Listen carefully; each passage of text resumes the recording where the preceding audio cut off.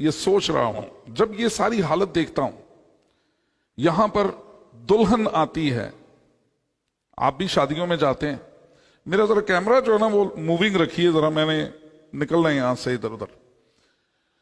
جب ہم شادیوں پر جاتے ہیں بہت سی چیزیں ہم نوٹ کرتے ہیں، لیکن ہم ان پر بات نہیں کرتے، کیونکہ ہم سوچتے ہیں شاید بات کرنے سے ناراضگی ہو جائے گی۔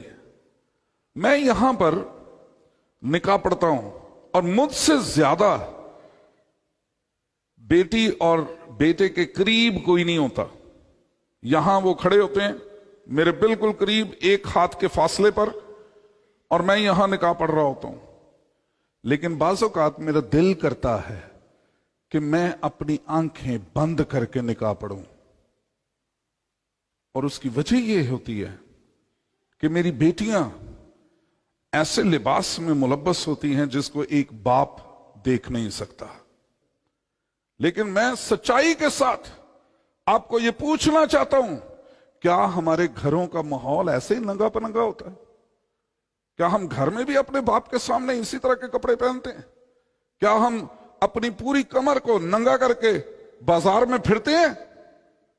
کیا ہم ڈیپ گلے پہن کر ہم بازار میں اپنے باپ کے ساتھ جاتے ہیں؟ لیکن اس وقت ہم اپنے باپ کی باہوں میں باہیں ڈال کر، سننا بیٹی تو یہ سوچ لے اپنا کان تو ادھر کر، اور مجھے شرم آتی ہے کہ اس وقت کسی کو کوئی فکر نہیں ہوتی کہ اس کا کان ان نصیحتوں کی طرف بھی لگائیں۔ میں ان دنوں میں ایک فیصلہ کر رہا ہوں، اور وہ فیصلہ یہ ہے کہ میں ایک خوبصورت اور قیمتی چادر سفید رنگ کی لے کر رکھوں گا یہاں پہ، اور جب اس قسم کی دلہن میرے سامنے آئے گی، یا تو وہ لباس تبدیل کر کے آئے گی یا وہ چادر پہن کر میرے سامنے کھڑی ہوگی۔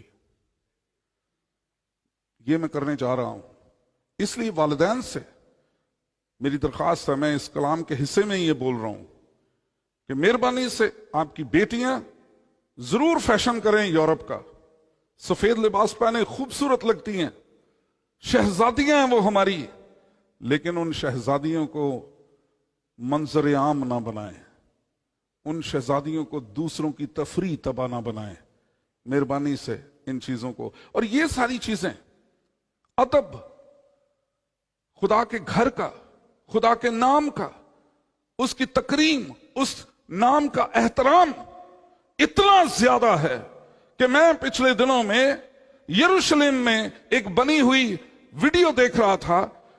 وہ لوگ یروشلم شہر کے اندر کسی ٹورسٹ کو بھی، جو ان کا پیسہ دیتے ہیں، ان کو جو ان کے شہروں میں، ان کے گاؤں میں، ان کے ملک میں جو ہے وہ ان کی ترقی کا سبب بن جاتے ہیں، ان کو بھی وہ اجازت نہیں دیتے کہ وہ بہت سے خدا کی جگہوں پر، ہیکل کی اس دیوار گریا کے پاس یا اور کہیں، وہ سلیو لیس لباس پہن کر یا سر ڈھانپے بغیر وہاں پر آ سکیں۔ یہ نہیں ہو سکتا، قطعاً نہیں ہوتا، اس لیے کہ وہ خدا کا شہر ہے، وہ خدا کا ممسوح شہر ہے۔ اس لیے جب خدا کے گھر جو ہیں وہ خدا کے مسح شدہ ہوتے ہیں، تو اس گھر میں داخلے سے پہلے بہت سے اخلاقیات کو جو ہے وہ لے لیا کریں، تاکہ آپ خدا کا ادب کرنے والے ہوں۔ یہ میری بات کا ادب نہیں ہے، یہ خدا کے کلام کا ادب ہے۔ شنوا ہونے کے لیے جائے تو سنجیدگی سے قدم رکھ، یہ کلام مقدس کا فیصلہ ہے۔